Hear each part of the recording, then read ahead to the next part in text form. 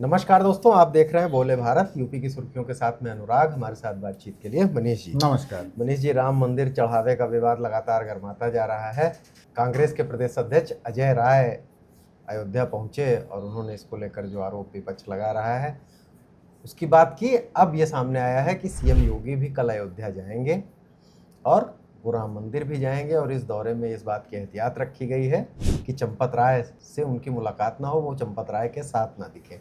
और सीएम के जाने का जो आधिकारिक लेटर जारी किया गया है उसमें बाकायदा चंपत राय से अनुरोध किया गया है कि आप अपनी जगह अपना प्रतिनिधि भेजें। हाँ, देखिए, ये अलग से लिखना एक बहुत बड़ा मैसेज है अनुराग, क्योंकि अलग से लिखने की क्या ज़रूरत है। सीएम कहीं भी दौरा करने जाते हैं, चाहे अपने आवास पे भी रहते हैं या कार्यालय में रहते हैं, बिना उनकी परमिशन के तो कोई उनसे मिलता नहीं है। लेकिन हर किसी से मिलना न मिलना ये लिखित में नहीं होता है। दरअसल ये मैसेज देने की कोशिश है कि उत्तर प्रदेश की सरकार अयोध्या में जो चढ़ावे में गबन का मामला सामने आया है उसकी निष्पक्षता और पारदर्शिता से जांच करा रही है और एसआईटी पारदर्शी तरीके से जांच करेगी। इस मामले में जो भी आरोप के घेरे में है, भाई सब मंदिर तीर्थ क्षेत्र जो ट्रस्ट है उसके सारे लोग इसके घेरे में हैं आरोपों के। आज अनिल मिश्रा से पूछताछ भी हो सकती है। सब कुछ, क्योंकि पूरा व्यवस्था, पूरी जिम्मेदारी इनकी है। तो ऐसे किसी भी व्यक्ति का सीएम योगी आदित्यनाथ के साथ दिखना कितना गंदा मैसेज जाता है स्टेट में। इसलिए अलग से इसको उद्धृत किया गया कि चंपत राय अपना कोई प्रतिनिधि भेज सकते हैं ट्रस्ट के नाते। ये लिखने का यही मैसेज था कि ये बात चर्चा में आए, वरना चंपत राय से फोन करके भी कहा जा सकता था कि आप मत आइए। ये एक मैसेजिंग है कि पारदर्शी जांच हो रही है। और अयोध्या में जो योगी आदित्यनाथ के कार्यक्रम है, एक वैक्स म्यूजियम का उद्घाटन है, इसके अलावा नगर निगम के प्रोजेक्ट का भी उद्घाटन है, इसके अलावा माँ कामाख्या मंदिर में भी वो दर्शन पूजन करने जाएंगे। रामलला का दर्शन और हनुमानगढ़ी का दर्शन तो योगी आदित्यनाथ जब भी अयोध्या जाते हैं तब करते ही हैं।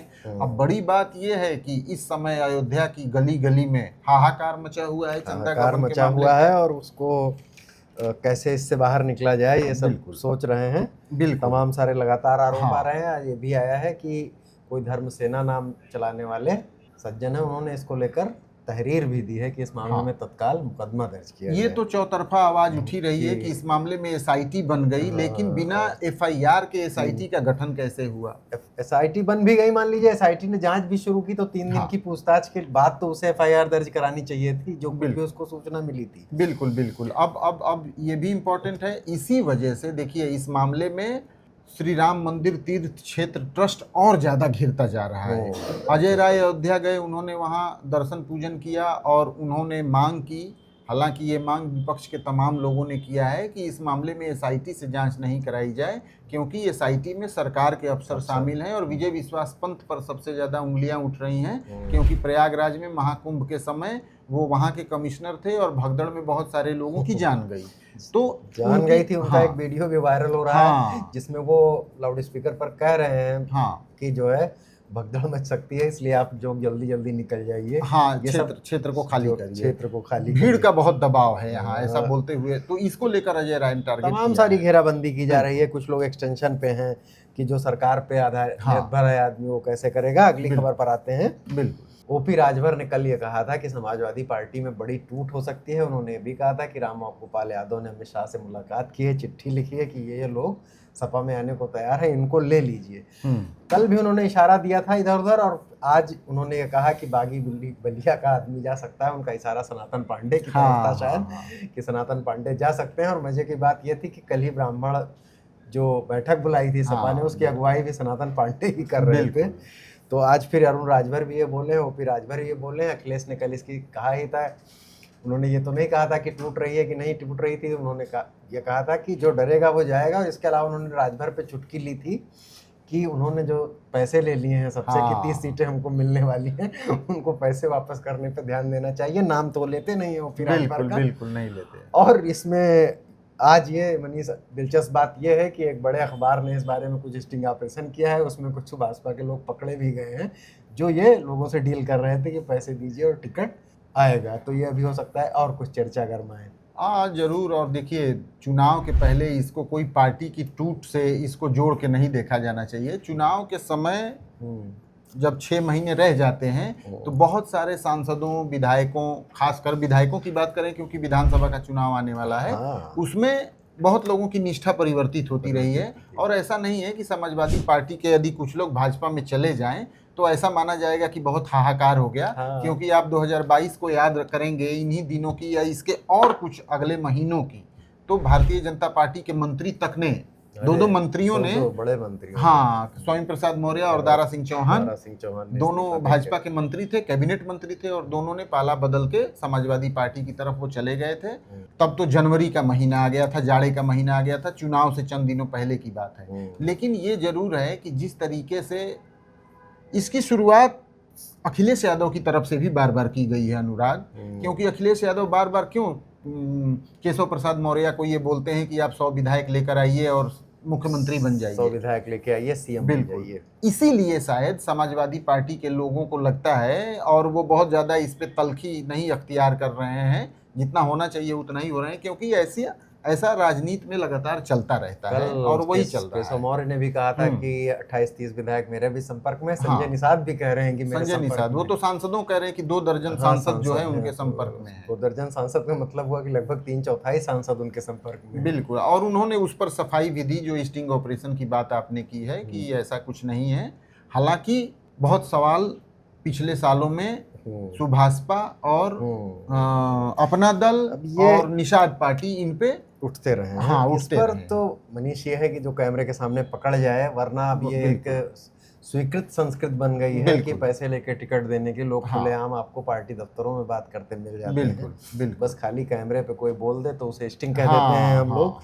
तो इसे ये एक क्या कहा जाए कि चुनाव में इस तरह की चीजें होती हैं। ये एक चरण है टिकट पाने का एक चरण है, और पार्टियां इसका बचाव कभी कि चंदा नहीं हमको मिलता है, हमारे पास कारपोरेट फंडिंग इतनी नहीं होती है, हमको ऐसे पैसे फिर भी, लेकिन अनुराग इसका बचाव करते हैं। लेकिन एक तथ्य है इसमें, जैसे यदि कोई पार्टी 403 सीटों पर कैंडिडेट लड़ा रही है तो बहुत कम ऐसी सीटें होंगी जहां पार्टी ने पैसे पे टिकट दिया हो, लेकिन उसकी चर्चा होती है। जैसे बहुजन समाज पार्टी के लिए भी बहुत चर्चा होती है। उसका यही कहना है कि हमारे पास अपने कार्यकर्ताओं से जुटा के हम पैसे लेते हैं, नहीं चुनाव कैसे लड़ेंगे। और इसके साथ सीएम योगी आज लखनऊ, उन्नाव और कानपुर के दौरे पर थे। वहाँ उन्होंने 500 करोड़ से ज़्यादा की योजनाएं की एक प्राकृतिक कृषि सम्मेलन को भी संबोधित किया।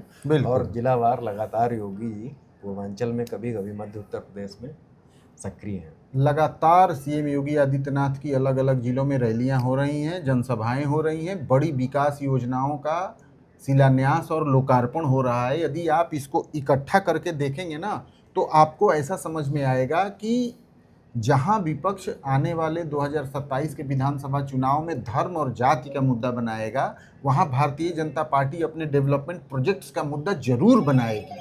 क्योंकि एक एक कड़ी जो जुड़ती जा रही है ना, वो बहुत, अब उन्नाव जैसे शहर में 500 करोड़ से ज़्यादा योजनाओं का शिलान्यास और लोकार्पण किया गया अनुराग। और सबसे खास बात यह है, इस मौके पर सीएम योगी आदित्यनाथ ने घोषणा की कि लखनऊ से कानपुर के बीच में रैपिड रेल की तैयारी चल रही है। उन्नाव में जनसभा को संबोधित करते हुए सीएम योगी आदित्यनाथ ने इसका आश्वासन दिया कि लखनऊ देश, राज्य की राजधानी, और कानपुर फाइनेंशियल कैपिटल एक तरीके से मान सकते हैं उत्तर प्रदेश का कानपुर को, इसके बीच में उन्नाव दब के नहीं रह जाएगा, उसके विकास का पूरा ध्यान दिया जाएगा।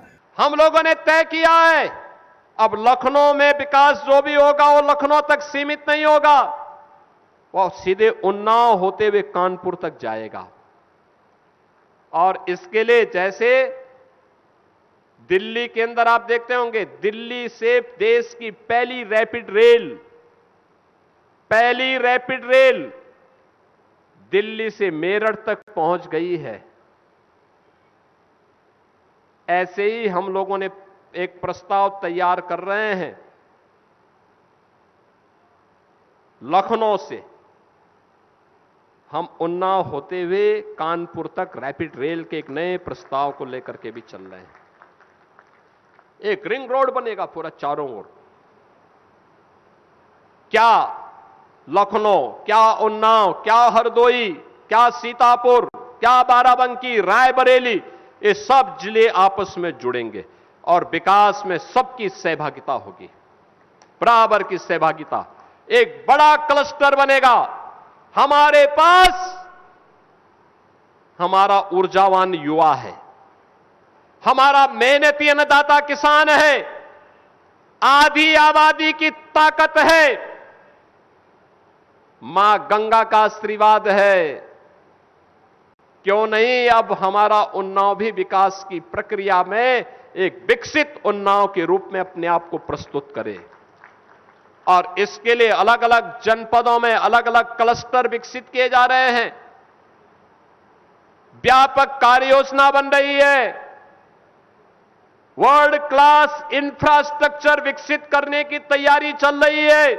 और जिस तरीके से दिल्ली से अलग अलग पश्चिमी यूपी के जिलों को अभी मेरठ में रैपिड रेल का उद्घाटन हुआ था, उस तरीके से एक प्रोजेक्ट तैयार किया जा रहा है जिससे लखनऊ और कानपुर को जोड़ा जाएगा और उन्नाव को भी बहुत फायदा मिलेगा। बड़ी अच्छी बात है अगर इस तरह से रैपिड रेल जैसी सुविधा से जुड़ जाए तो। और अंत में मौसम की बात कर लेते हैं। हाँ। गर्मी बढ़ी है, आज तेज धूप है, उमस जैसा मौसम भी बहुत सारे ज़िलों में है और कहीं कहीं तो पारा 45 के आसपास पहुंचने को है। नहीं, देखिए, तपिश का और गर्मी का बहुत भयानक दौर उत्तर प्रदेश में चल रहा है अनुराग, और मौसम विभाग के अनुमान के मुताबिक 20 जून से मानसूनी बारिश उत्तर प्रदेश में हो सकती है। हालांकि अब ज़्यादा समय नहीं बचा है, करीब 48 घंटे बचे हैं 20 जून आने में, लेकिन मानसून का क्या लेट सेट भी हो सकता है। इसलिए अभी वो अगले कुछ दिनों तक, जब तक कि बारिश की फुहारें ना आ जाएं तब तक, और मानसून आते हाँ, ही बारिश भी आ जाए ये भी जरूरी हाँ, नहीं है। नहीं, मानसून बारिश तो होगी ही, मानसून आना ही उसी को बोलेंगे। हाँ, उसकी तीव्रता कितनी रहती है इस पर ध्यान देने वाली बात होगी, लेकिन लगातार उत्तर प्रदेश के जो शहर हैं वो रिकॉर्ड बना रहे हैं पूरे भारत भर में। अभी प्रयागराज पूरे देश भर में सबसे ज़्यादा गर्म था, और उसके बाद प्रयागराज फिर यानी कि बुधवार को भी उसका दिन का अधिकतम तापमान पूरे देश भर में सबसे ज़्यादा 45 डिग्री सेंटीग्रेड अनुराग दर्ज किया गया। मौसम विभाग के मुताबिक अभी कहीं भी राहत की उम्मीद नहीं है। पूर्वी यूपी से लेकर पश्चिमी यूपी तक, खासकर पूर्वी यूपी के लिए तो अगले 24 से 48 घंटे हीट वेव का ऑरेंज अलर्ट जारी किया है मौसम विभाग ने। तो बहुत बच के रहने वाला मौसम है, बहुत तेज़ तबीयत खराब हो सकती है। 20 जून के बाद थोड़ी राहत मिले तो सुकून मिले, इसकी उम्मीद है। हाँ। तो फिलहाल गर्मी से बच के रहिए। यूपी की सुर्खियां आज यहीं तक, कल फिर नई सुर्खियों के साथ हाजिर होंगे। तब तक के लिए इजाज़त दीजिए। देखते रहिए बोले भारत। नमस्कार, धन्यवाद। नमस्कार।